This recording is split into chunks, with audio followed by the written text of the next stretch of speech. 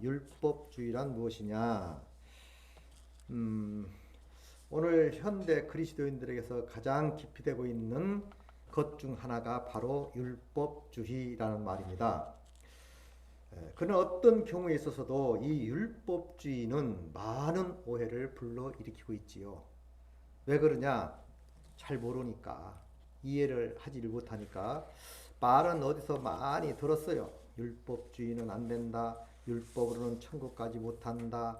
율법주의는 안 된다는 소리를 많이 들었기 때문에 그 소리는 아는데, 그럼 어떻게 하는 것이 율법주의고 어떻게 하는 것이 또 복음주의냐? 이것이 구분이 안 되니까 많은 사람들이 헷갈려 하지요. 그래서 율법주의란 무엇인가에 대해서 우리 생각해 볼 때 리글러즘이라고 그러죠. 그러면 이 말이 뭐냐? 율법주의를 만들어낸 장본인들이 있어요. 그게 바로 바리새인과 서기관들이죠. 그럼 그들을 통해서 한번 알아볼 필요가 있습니다. 예수님께서는 이 땅에 오셔서 유대인들이라고, 다시 말하면 서기관과 바리새인들, 그들 유대인이라고 그러지요. 그들이 죄인이라고 하는 사람들이 세리나 그 창기들이었거든요. 그런데 예수님은 오셔서 그들과 함께 어울려서 친구처럼 지내는 거예요. 그리고 그들에게 사랑과 자비를 베풀지요. 그런데 이스라엘 백성들은 그렇게 하는 그 모습을 아주 업신여겼어요. 무시하고. 그런데 이스라엘 백성들이 한마디로 개같이 여기고 돼지같이 여기고 뭐 셀이나 창기들은 아예 그냥 사람 취급도 안 했어요. 개돼지여서 개돼지. 그런데 예수님이 그들을 사랑하는 거예요. 근데 그런 사랑하는 그들을, 예수님을 못마땅히 여기고 잘못됐다고 하지요. 근데 예수님이 이렇게 말합니다. 23장 33절 보니까 뱀들아, 독사의 새끼들아, 너희가 어떻게 지옥의 판결을 피하겠느냐? 라며 크게 꾸짖지요. 응? 아니, 주의들이 가난한 자, 어려운 자, 고통당한 자를 돌봐줘야 되는데 그들을 죄인 취급을 하고 아주 무시합니다. 그런데 예수님이 오히려 그들을 사랑하고 같이 어울려 다니고 이렇게 하는 것이죠. 근데 그것을 못마땅하게 생각하는 바리새인들을 향하여 독사의 새끼들아, 뱀들아, 너희가 어떻게 지옥의 판결을 피하겠느냐, 이렇게 하면서 아주 율법주의자들을 싫어합니다. 그러면 율법주의라는 게 뭐냐? 예수님이 싫어하는 모습이 뭐냐면 외식하는 거. 외식이란 말은 뭐냐? 겉과 속이 다른 거요. 아주 겉칠에만 번지르르게 하고 겉모양만 내세우고 속은 완전히 회칠한 무덤, 두더지가 우글우글하는 무덤과 같다, 이렇게 말하고 있거든요. 자, 오늘 본문 말씀 보니까 이런 말씀을 해요.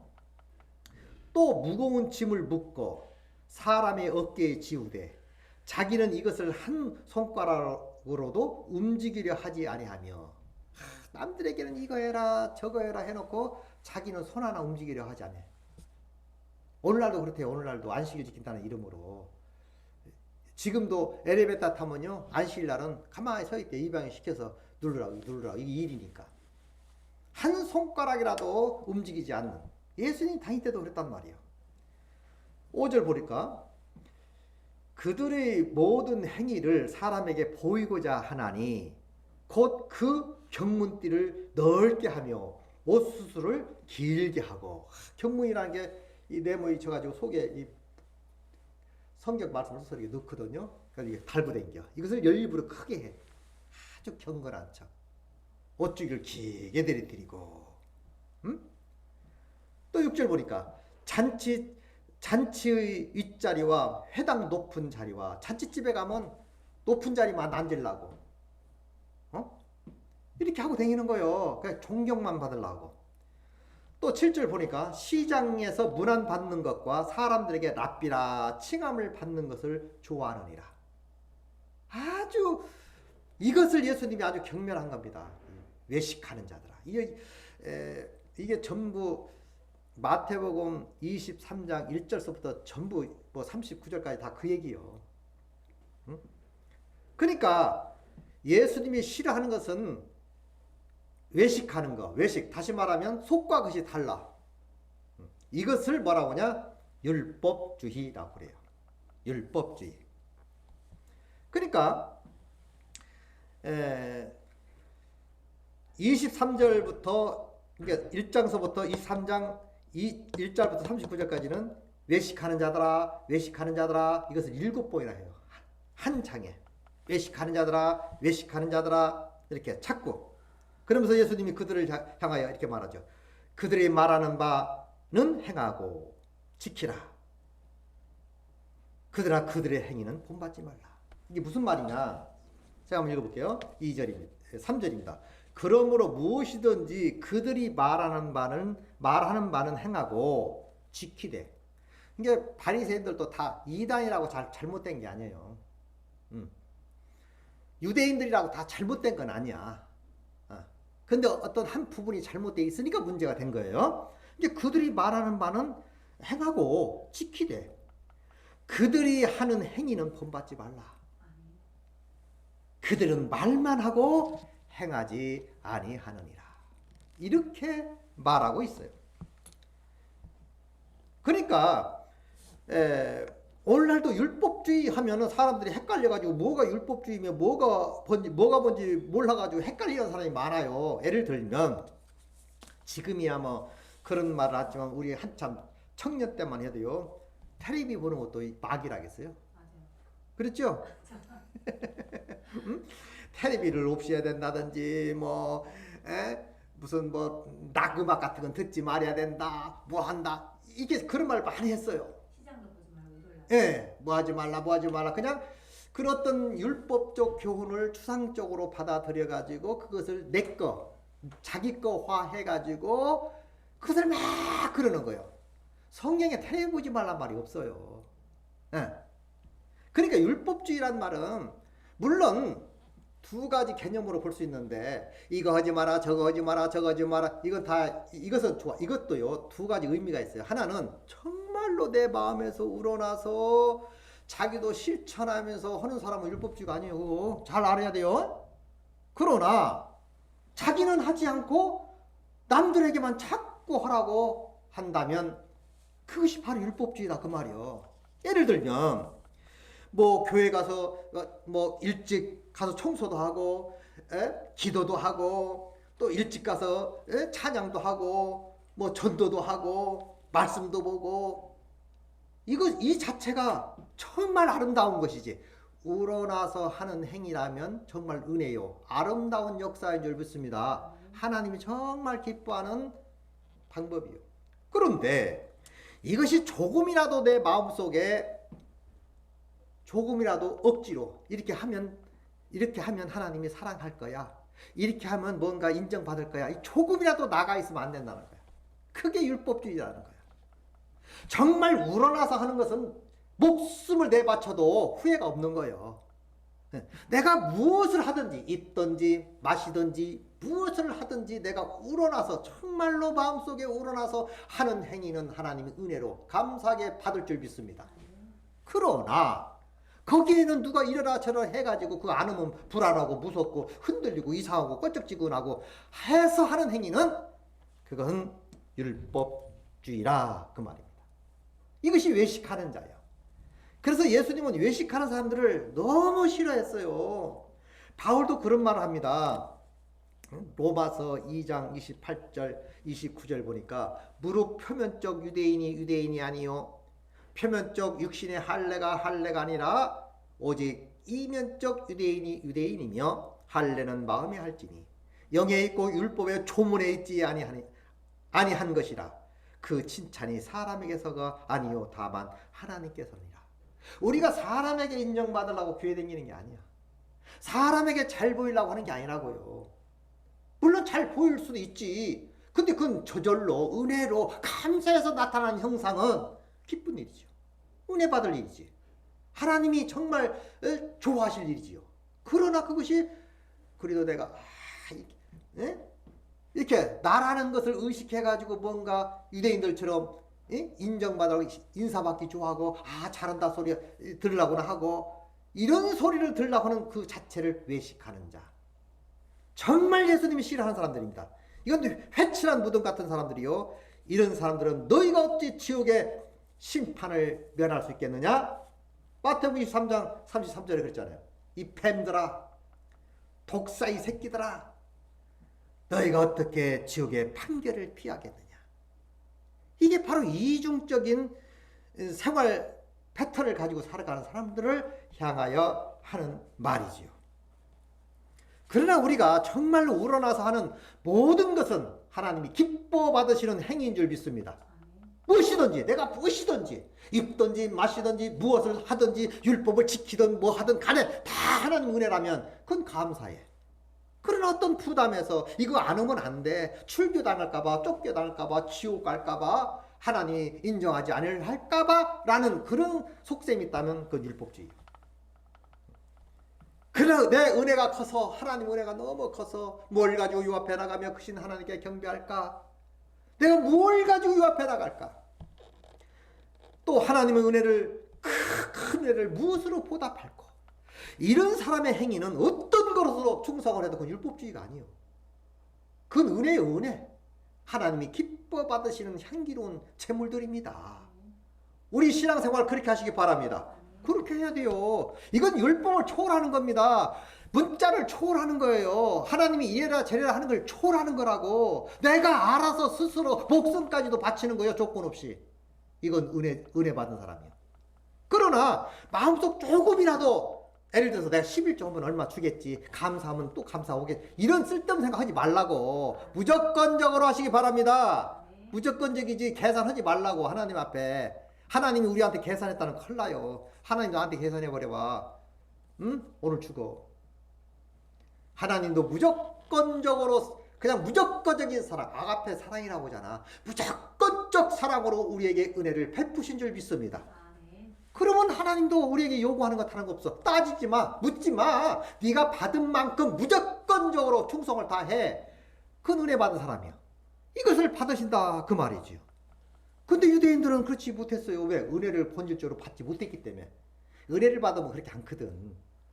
은혜를 받으면요 따지지도 않고 묻지도 않습니다. 감사가 절로 나오고 기도가 절로 나오고 회개가 절로 나오고 충성심이 절로 우러날 줄 믿습니다. 이게 은혜 받은 사람의 삶이요.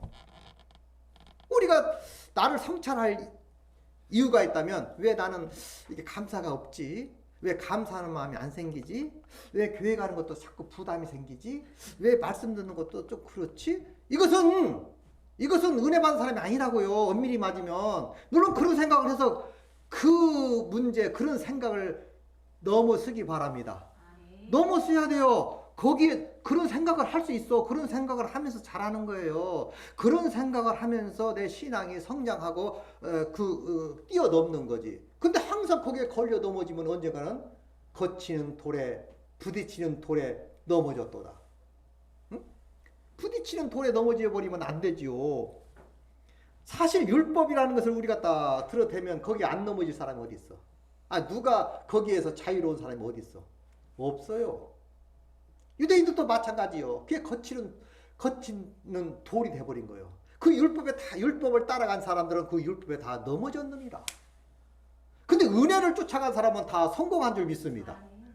그게 참 의미가 있어요. 율법을 따라간 사람은 결국 그 율법에 넘어진 거예요. 왜? 우리는 절대로 하나님 법을 지킬 수 없어요. 연약하기 때문에. 그 강을 건널 수 없습니다. 근데 건널 수 있는 방법이 있다면 그 하나 뭐냐? 은혜 받으면, 성령 받으면 하나님이 함께 하시면 그 강 건널 줄 믿습니다. 초월되는 거지. 율법을 초월하고 이래라 저래라 하는 말을 초월하고 이렇고 그런 게 필요 없어. 그냥 저절로 우러나서 하나님께 충성하고 하나님 마음을 다하여 뜻을 다하여 목숨을 다하여 충성하고 싶은 마음이 저절로 나올 줄 믿습니다. 이게 은혜 받은 사람이지요. 우리 하나님은 지금도 그것을 우리에게 원하실 줄 믿습니다. 예수님도 분명히 이렇게 말하지요. 수고하고 무거운 짐진 자들아 다 내게로 오라. 내가 쉬게 하리라. 그리고 내게 배우라. 나는 온유하고 겸손하다. 이 겸손이란 말은 다 내려놓은 거예요. 다 버려진 것이고, 은혜가 충만한 사람은 저절로 겸손해져서 나중에 더 상장해서 예수님처럼 변화받을 줄 믿습니다. 겸손. 내가 겸손해야지. 이러면 안 돼. 저러면 안 돼. 물론 그런 말 생각할 수도 있어. 근데 은혜를 많이 받으면 그런 말조차도 없어져요. 그냥 저절로 말씀에 순복하게 될 줄 믿습니다. 이것이지요. 근데 유대인들은 뭐예요? 무거운 짐을 묶어서 사람의 어깨에 지우고 자기는 손 하나 까딱도 않고 말로만 하는 신앙, 입으로만 하는 신앙, 정말 싫어합니다. 아니, 예수님도 그걸 싫어했지만 우리 인간들 친구지간에서도 맨날 말로만, 예를 들어 내가 밥 살게 하고 안 사. 생전. 에? 내가 뭐 해줄게 생전 안 해줘. 그럼 당연히 신뢰되겠어요? 말로만? 쟤는 말로만 해. 이거 입만 무성해가지고 좀 말로만 하는 애야. 무시당하지요. 하물며 하나님은 얼마나 더 애밀하게 잘 아시겠어요. 섬세하게 잘 알지요. 그 생각 중심까지도 아시는 분 앞에 따져? 말로만 해? 안 되지요. 이유 없어 하나님 앞에 마음을 다하고 뜻을 다하고 정말 목숨을 다해서까지 힘을 다해서 주 하나님 사랑하시기 바랍니다. 그런데 그 사랑하는 마음이 안 나오면 기도해야지. 사랑하는 마음이 안 나오면 더 공부해야지. 성령 받아야지. 믿음 달라고. 사랑하는 마음 달라고. 근데 당시에 예수님 당시 때는 유대인들이 굉장히 위세가 대단했어요. 그 위세가 하늘에 닿았다고. 교만이. 아주 교만하고 아주 자기 중심적이고, 얼마나 교만한지 저희들만 하나님의 자손이고 하나님의 저희들만 함께 하시고 저희들만 도와주시고, 그러니까 막 하늘 닿았다니까. 이다 보니까 이들이 완전히 하나님의 그 율법의 본 뜻은 뭐냐면 사랑이거든요. 하나님과의 사랑, 사람과의 사랑. 전체가 뭐냐? 하나님의 사랑. 근데 사랑이 쏙 빠져가지고 그냥 법만 덩그러니 있어가지고 이렇게 해 저렇게 해 저렇게 이지도고 산 거예요. 그러니까 아주 건조하지요. 그들 앞에서는 사랑이라는 걸 느낄 수가 없어요. 무서워. 출교당할까봐, 무시당할까봐. 그래서 한 번은 그 바디옴에 눈 뜨는 장면에서 요한복음 9장 사건이 나오지요. 어릴 적부터 소경된 자가 있었잖아요. 그러니까 제자들이 누구 죄입니까? 어머니 죄입니까? 자기 죄입니까? 왜 소경됐습니까? 그러니까 그 어머니 죄도 아니고 본인 죄도 아니고 하나님의 영광을 드러내기 위해서 그렇게 된 거다 그랬거든. 그래서 어쨌든 그걸 고쳤어요. 고치니까 난리 났어. 난리가 났어. 유대인들이 와서 그를 살펴봅니다.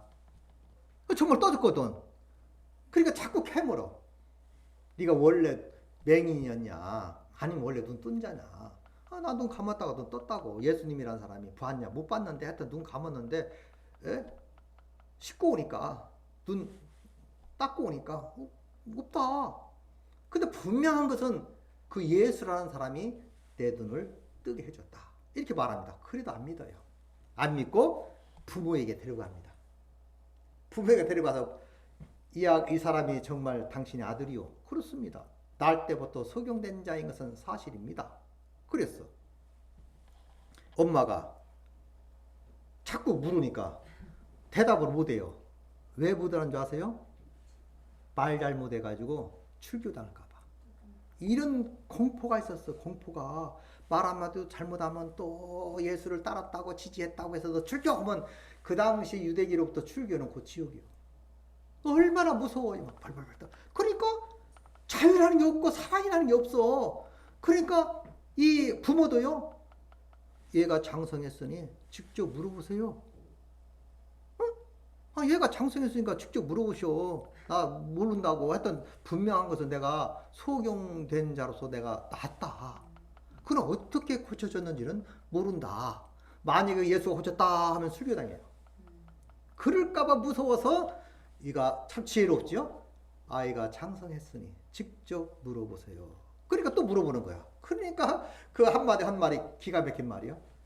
아, 왜 자꾸 물어보냐? 예수가 해줬다고, 예수가 고쳤다고, 너도 그의 제자가, 니들도 그의 제자고 되고 싶냐? 그러니까 참 유명한 말이요. 너는 그의 제자나 우리는 모세의 제자니라.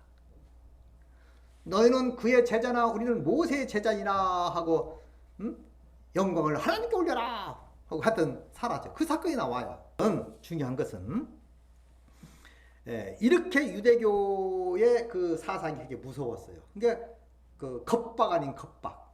그 말에 순종을 기뻐서 해야 되는데 무서워서 하는 거예요. 응? 잘못하면 아우짓 한관 가는 거예요. 응? 박수 안 치면 총 맞아 죽어. 두려워서 박수 치고 두려워서 소리 지르고 두려워서 기도한다면 그게 은혜 받은 거예요? 잘못된 거지요. 감사해서 울부짖고 감사해서 기도하고 너무 은혜가 커서 충성을 다하는 그 모습은 진짜 은혜이나 무서워서 한다는 것은 그건 율법주의라 그 말이야. 우리는 그런 생각에서 그런 사상에서 완전히 벗어나시기 바랍니다. 벗어나야지. 응? 정말 은혜가 뭔지를 알아야지요. 은혜를 모르고 그렇게 생활한다면 그건 엉터리지, 엉터리. 자, 그래서 하나님은 모든 것이 감사해라. 하나님께 무엇이든지 기뻐하라. 항상 기뻐하라. 쉬지 말고 기도하라. 그러니까 늘 이렇게 긍정적인 대화를 하십니다. 근데 이것을 바꾸어서 너 안 하면 지옥 가. 그렇게 안 하면 잘못된 거야. 이런 식으로 우리에게 메시지를 남긴다면 우리는 할 수가 없어요. 지옥 갈 수밖에 없습니다. 그래서 예수님의 교육 방법을 가만히 연구해 보면 어떻게 말하고 있냐면 베드로야 너 이렇게, 안드레야 이렇게, 요한 너는 이렇게 하고 절대 그런 적이 없어요. 3년 반 동안 따라다니면서 사복음 어디를 봐도 그렇게 말한 말이 없어요. 이래라 저래라 저래라 그런 말이 없다고요. 한 말이 있어. 너희는 나를 따르라. 나를 따라. 그리고 또 뭐라 했어요? 내가 한 것처럼 너도 해라. 간단해. 예수님은 자기 스스로가 본이 되어서 그들의 본보기가 된 거예요. 그래서 나를 따라, 나를 봐. 그 말이야. 나를 봐. 3년 반 동안 그를 지켜본 겁니다. 기도하는 모습, 치료하는 모습, 봉사하는 모습, 하나님과 가까이 하는 모습, 그 사랑의 모습, 이웃을 사랑하는 모습, 이런 것들 본 거예요. 하나도 흠잡을 게 없는 거예요. 그러니까 더 흠모하고 더 사랑한 거예요. 그래서 예수님이 자꾸 말합니다. 나를 따르라. 우리 스스로 은혜 충만, 성령 충만 받고 많은 사람들이 여러분 스스로 여러분 따르는 역사가 있기 바랍니다. 이렇게 돼야지. 이게 빛이요. 이게 세상의 빛이요. 소금이 되는 거지. 에? 너 이리 와. 내 말 안 들으면 다 지옥 가. 내 말 안 이런 사람 많이 오늘날도 자기 말 안 들으면 자기 말 들으면 성령 받은 사람이고 자기 말 안 들으면 육의 사람이야. 자기 말 잘 들으면 영적이고 자기 말 안 들으면 육적이고 이런 그 율법적인 사람이 그런 말 들으면 안 돼요. 그럼 마귀. 아무리 목사라는 탈을 썼고 기도원 원장이라고 탈을 써가지고 그렇게 말한다면 그건 마귀입니다. 어째서 자기 말 안 들으면 마귀고 자기 말 들으면 영적인가?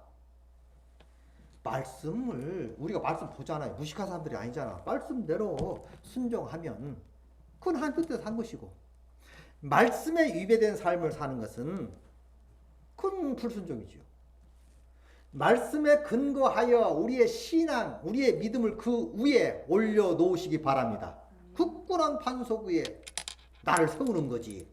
누구 말 위에 세우는 게 아니에요. 만약에 저도요, 내가 그냥 성경이 돼가지고 이렇게 하면 잘못되고 저렇게 하면 그렇게 하면 안 돼요. 말씀에 근거하여 그 말씀을 전해줄 때 그 말씀 믿고 아멘하여 하나님께 영광이 될 줄 믿습니다. 그런데 자꾸 자기가 어떤 법을 만들어내가지고 이렇게 하면 안 돼. 저렇게 하면 이렇게 하면 안 돼요. 뭐 술 먹으면 지옥 가, 담배 피우면 지옥 가, 이런 말 하면 안 된다고요. 어떻게 담배 먹으면, 술 먹으면 지옥 간다고 성경 어디 나와. 그러나 그거 안 믿는 사람도 그 즐기 안 해요. 어쨌든 술 끊고 싶어 하고 담배 끊고 싶어 하거든요. 안 하는 게 좋지. 예? 그렇다고 해서 그걸 담배 피는 사람을 향하여 너 언제까지 그거 안 끊고 그렇게 살 거야, 너 지옥 가, 이렇게 말하면 안 된다고. 성령이 함께 하시면 저절로 정리될 줄 믿습니다. 저절로 돼야지. 결심해서 될 것 같으면 예수님의 은혜가 뭔 필요 있어. 그냥 결심해버리지. 모든 일이 내가 결심해서 정리될 것 같으면 예수님 뭔 필요 있어. 거기 계세요. 내가 다 정리하고 갈게. 아니 술의 중독자가 내가 술 끊고 갈게요. 안 됩니다. 그러니까 가족들에 의해서 때로는 입원도 시키잖아요. 강제로. 왜? 그 술을 끊게 하기 위해서 자기 의지로 안 되니까. 의지로. 그래서 병원 가서 의사의 도움을 받아서 때로는 감금해서 술 끊게 하는 거 아닙니까? 마찬가지입니다. 우리가 잘 알아야 되는 게 술 한 잔 먹는다고 지옥 가는 게 아니라고요. 안 먹으면 좋지. 빛이 되고 소금이 되니까. 그러나 솔직히 이 목사님들도 우리가 모태 신앙이니까 무슨 뭐 담배 입에 댄 적은 없지만, 예를 들면 다 핀다고 지옥 가냐고. 그건 아니, 그런 걸로 이렇게 지옥 간다 천국 간다 말하면 안 돼. 그러나 앉는 게 더 아름다움이다 그 말이야. 그렇잖아요. 앉는 것이 아름다움이지. 왜? 세상 사람들이 예수 믿는 사람은 술 담배 안 한다는 건 다 알아요. 그러면 빛이 돼야지. 몸이 돼야지. 본이 돼야지. 이런 개념에서 우리가 윤리적으로 그건 끌고 가야지. 그것이 구원론적으로 끌고 가면 안 되는 거예요.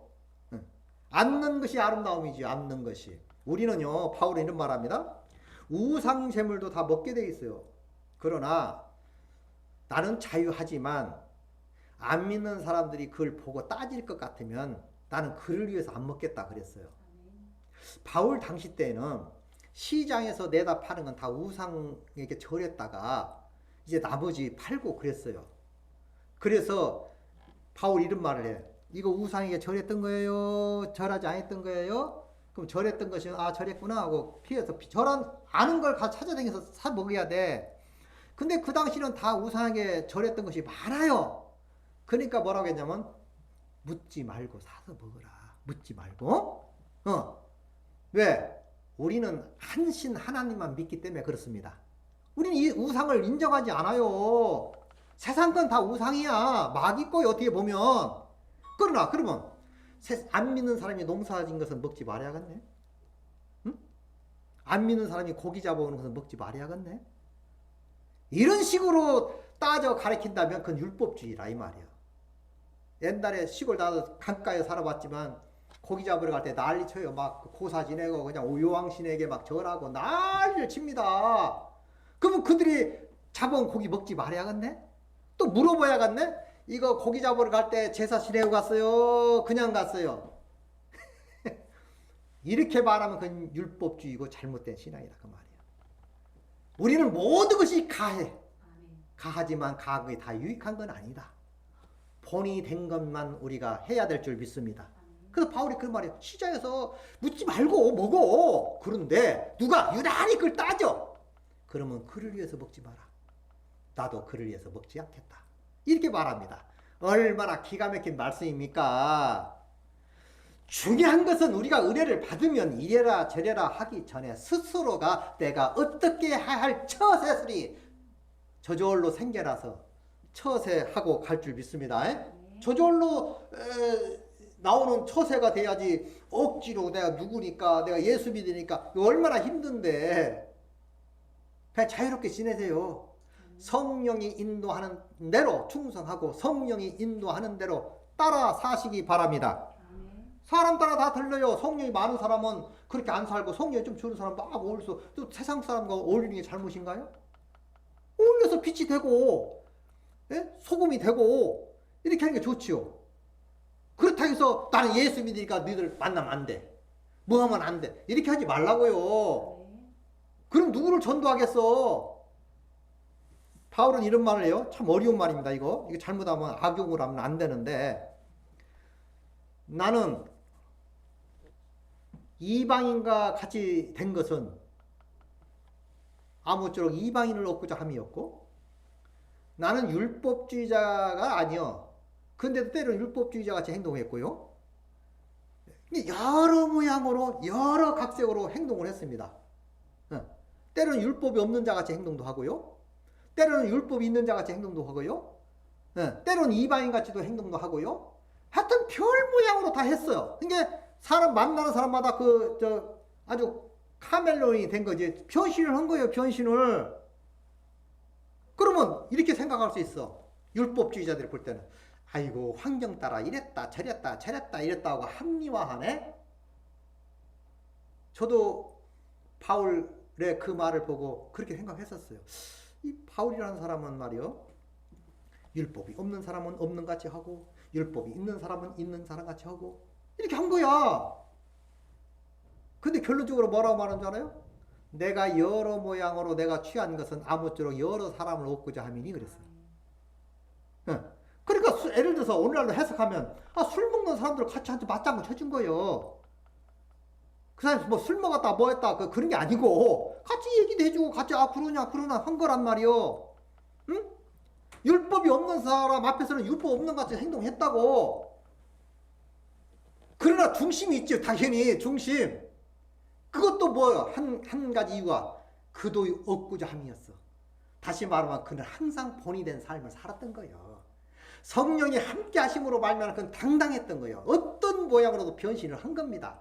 근데 그것을 잘못 악용해가지고 믿음도 없는 사람이 바울 흉내대다가 넘어지면 안 되겠지요. 그건 아무나 하는 일이 아니요. 그래서 때로는 그런 상황 따라서 어떻게 해서든지 그를 얻고자 한 뜻이었기 때문에 때로는 그렇게 동조도 했어요. 했습니다. 그렇게 시인해요. 그렇게 한 이유는 모쪼록 많은 사람을 얻고자 함이었다고. 나는 그 바울의 믿음을 인정하고 받아들이니까 절대로 그런 잘못하지 않았다는 걸 내가 알아요. 믿습니다. 그 믿음을 보기 때문에. 지금도 저도 그렇습니다. 어느 집사님이 또는 권사님이 어느 장로님이 내가 신뢰하는 장로라면 무슨 짓을 해도 안 믿어요. 왜? 그를 믿는다는 것은 그 신앙을 믿고 하나님 계심을 믿기 때문에 믿습니다.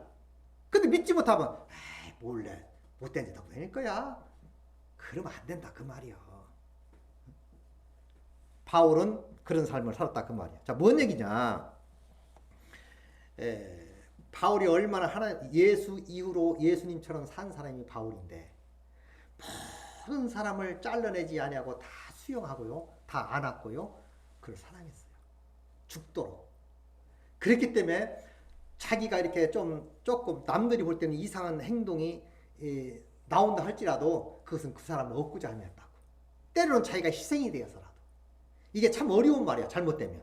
그래서 이런 말들을 잘 안 가르치고 잘 얘기를 하지는 않습니다만은 어쨌든 못할 말도 아니지요. 우리도 정말 성령이 충만하고 말씀이 충만하다면 세상에 어디에 내놔도 하나님이 지켜주실 것이고 그 믿음도 잘 지키며 살아가게 될 줄 믿습니다. 그런 면에서 믿는다 그 말이에요. 그러나 내가 볼 때 저 사람은 아직도 믿음이 없고 약하고 좀 성령도 덜 받았는데 잘하지 못하고 애긴데 어디에 내놓으면 그건 두렵지요. 믿음도 좀 덜 가졌는데 마귀한테 또 잡혀먹으면 어떨까 이런 그럴 수 있으니까. 그러나 성령이 충만하다면 우리는 정말 본이 된 삶을 살 수 있는 거예요. 예수님처럼. 결론적으로 예수님처럼 사시기 바랍니다. 이것이 은혜의 삶이에요. 그러니까 율법주의라는 건 물론 성경적으로 또 뭐 한 번 얘기해서 되는 건 아니에요. 여러 번 얘기해야 돼. 율법이 뭐고 은혜가 무엇인지를 여러 번 말을 해야 할 일이지만 핵심적인 성경에서 말하는 율법주의는 가식적으로 외식하는 것, 속과 겉이 다른 행동은 다 율법주의다. 그러나 그 본 뜻이 하나님 중심이라면 그것은 복음이요, 은혜고 고로 은혜 받은 사람은 벗어나서 살아라 해도 살지 아니할 줄 믿습니다. 나는 그걸 믿는 거예요. 네? 예를 들어서 우리 권사님 보고도 아버지가 사셔. 근데 살겠어요?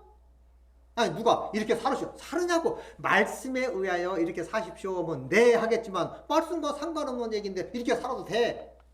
그럼 스스로 살겠냐고. 성령이 허락지 않습니다. 성령이 인도하는 대로 살아가게 될 줄 믿습니다. 이게 믿음의 사람이라 그 말. 그 정도의 믿음을 가지고 사시기 바랍니다. 그게 자유인이요. 그리고 거침이 없지요. 모든 게 가하지. 모든 게 가하나 그 가한 것이 다 유익한 건 아니다. 고로 할 수 있는 것만 하고 살겠다 이 말이에요. 가해. 자, 저도 마찬가지예요. 내가 모두 가해. 그렇다고 해서 아무렇게 사나요? 아니지요. 오히려요 더 자유를 주면요 더 힘들어요. 더 자유 주면 누군가 하지 마야 좀 그래도 몰래 막 뭐 하고 싶고 그런 거지. 정말 자유로워요. 못합니다. 더 하나님은 진짜 우리에게 자유를 주었기 때문에 네가 알아서 하세요. 그 말은 예수 떠날 수도 있고 올 수도 있는데 그것도 우리 마음이야. 그러나 우리는 하나님의 은혜에 잡힌 바 되었기 때문에 떠나라 해도 떠날 수 없지요. 바울이 제자인 수석제자 베드로가 했잖아요. 나를 떠나라. 그러니까 뭐랬어요? 영생의 말씀이 여기 계시거늘 내가 어디를 가오리까? 아니 구원받지 못했어. 또 그때 당시 베드로가 그랬다고. 나를 떠나라 그랬어. 영생의 말씀이 여기 계시거늘 내가 어디를 가오리까? 우리 하나님이 나를 향하여 너 아무렇게 살아 해도 살 수가 없어. 주님 좋아하는 일만 하고 저절로 살게 될 줄 믿습니다. 이게 믿음의 사람이요. 하나님은 이런 사람을 원할 줄 믿습니다. 이것이 우러나서 저절로 되어진 거지요. 그래서 절대로 우리는 그 이중적인 삶을 살면 안 됩니다. 그 말을 자기는 손 하나 까딱도 않고 남에게 무거운 짐만 지우고 이래라 저래라 하는 건 다 율법주의예요. 또 자기 스스로 뭘 만들어내 가지고 그것을 성경인 양 성경보다도 더 높이 놓고 이래라 저래라 하는 것도 다 율법주의예요. 우리가 그건 초월해야 돼. 정말 예수 그리스도를 내 개인의 구주로 받아들였고 믿고 그분으로부터 용서를 받고 정말 그분으로부터 자유를 얻었다면 그 예수 그리스도께서 준 그 자유, 그 자유, 큰 말로 말하면 사랑의 끈으로 딱 묶여있는 사람은 절대로 벗어날 수가 없는 줄 믿습니다. 내 스스로도 벗어나고 싶지도 않고 가라 해도 가고 싶지도 않고 그냥 그 안에서 살고자 하는 마음이 절로 생기는 거예요. 죄 짓겠어요? 설사 저도 금방 회개해요. 이러면 안 되지 하고 돌이키게 되고 반성하게 되고 그게 성령 받은 사람 지은 거 아닙니까? 요 정도는 되어야 은혜 받은 사람이다. 우리 모두 은혜 받은 자처럼 사시기 바랍니다. 은혜가 뭔지를 알아야지. 은혜는 그래요. 아무 조건이 없어요. 예수 믿는 게 있어서 내가 어떤 헌음에 있어서 조건 없어요. 이걸 세상적으로 양심 있는 사람은요 못된 짓 해야 안 해요. 도둑질 해야 안 해요. 양심 있는 사람은 않잖아요. 예? 예를 들어서 정말 양심 있으면 뭐 돈을 주셨어. 내가 넣을 수도 있어 까짓 거. 근데 파출소 갖다 주더라고. 예? 그 양심 있어서 그러거든요. 아니 누가 파출소 갖다 주래? 또 몰래 사람 보는 사람 없으면 가지면 어때? 갖는 사람도 있잖아요. 근데 양심이 바른 사람은요 절대 안 가져요. 나쁜 짓 않습니다. 양심적으로 합니다. 요즘에는 무인 판매도 많잖아요. 어떤 놈들은 다 부시고 돈도 빼가는 사람도 있는가 하면 누가 안 봐도 돈 놓고 물건 가져가는 사람도 있더라고. 양심이 하물며 성령 받으면 그 양심보다 더 강할 줄 믿습니다. 성령이 그를 지배하시고 인도해 주시기 때문에 누가 안 봐도 똑바로 산다고. 그게 은혜 받은 사람이요. 율법을 초월한 사람이요. 작은 예수 그리스도 들인 줄 믿습니다. 우리 모두 그렇게 사시기 바랍니다. 이건 내 힘으로 안 됩니다. 내 의지로도 안 됩니다. 하나님이 도와주셔야만이 가능한 일이요. 그래서 스스로 그렇게 사는 거예요. 너 못된 짓 해? 아니 왜 나보고 그렇게 시키세요? 못된 짓 하라고 왜 시키세요? 오히려 따진다고. 당연한 거요. 세상에서도요 이 양심이 강하고요 바른 생활하는 사람들은요 누가 잘못 말하면 막 따진다고. 그건 아니지 않습니까? 안 따져도 되는데 따지더라고. 하물며 믿음 가지고 성령 충만한데 아무렇게 사람 살겠어요? 잘못하고 사람 살겠냐고. 아무리 그렇게 권해도 안 산다고. 그래서 이런 말을 합니다. 하나님께로 난 자는 범죄치 아니하나니. 나는 그 말을 굉장히 좋아해요. 하나님께로서 난 자는 범죄치 아니하나니 그는 하나님이 지키십니다. 악한 마귀가 만지지도 못할 줄 믿습니다. 그 조건은 하나님이 지켜주시기 때문에. 마찬가지로 여러분과 나도 하나님이 지켜주실 줄 믿습니다. 이걸 은혜 받았다 그 말이에요. 그 외의 내용들은 다 자칫 잘못하면 율법주의적으로 흐를 수가 있고 잘못될 수 있다. 고로 말씀 중심, 하나님 중심, 성령 중심으로 살아가는 여러분 되시기 바랍니다.